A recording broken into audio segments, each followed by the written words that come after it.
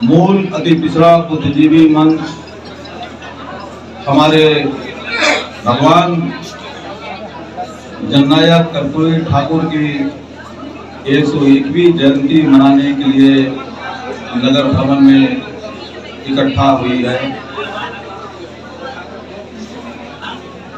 ये जननायक की खोज कार्यक्रम है। जननायक सच्चे समाजवादी नेता थे, गरीबों के हितैषी थे, समदर्शी समाज के अभिभावक थे। मैं उन्हें समदर्शी इसलिए कहता हूं कि दलित वर्ग को आरक्षण तो पहले से था, लेकिन शेष वर्गों के आरक्षण के लिए उन्होंने नायाब और बिल्कुल सटीक वर्गीकरण किया। उन्होंने जो बहुत गरीब थे, जो बहुत पीछे थे, अति पिछड़ा वर्ग, उनको 12% आरक्षण दिया। जो उससे ऊपर थे उसको 8% आरक्षण दिया। महिलाओं की बात अब लोग करने लगे हैं, लेकिन जननायक तो 50 वर्ष पूर्व ही महिलाओं को 3% आरक्षण दे करके समाज के मुख्य धारा में जुड़ने का काम किया था, उन्हें बढ़ाने का काम किया था।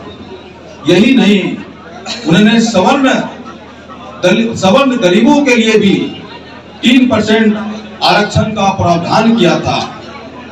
जननायक को सभी लोग अति पिछड़ा का मसीहा बोलते हैं, लेकिन मैं तो समझता हूं कि वो समाज के सभी वर्गों के साथ थे।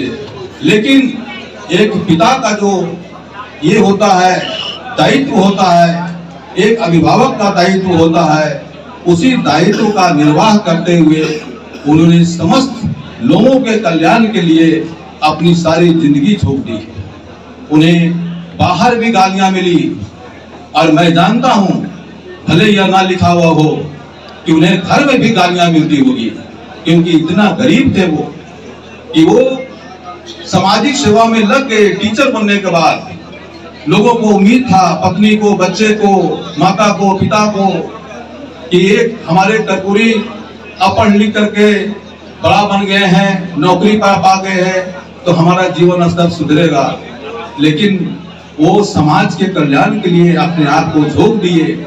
आप सोच सकते हैं कि परिवार में भी कितनी परेशानी होती होगी, परिवार से भी कितना बात सुनते होंगे, समाज से तो सुन ही चुके हैं, वो तो जग जाहिर है।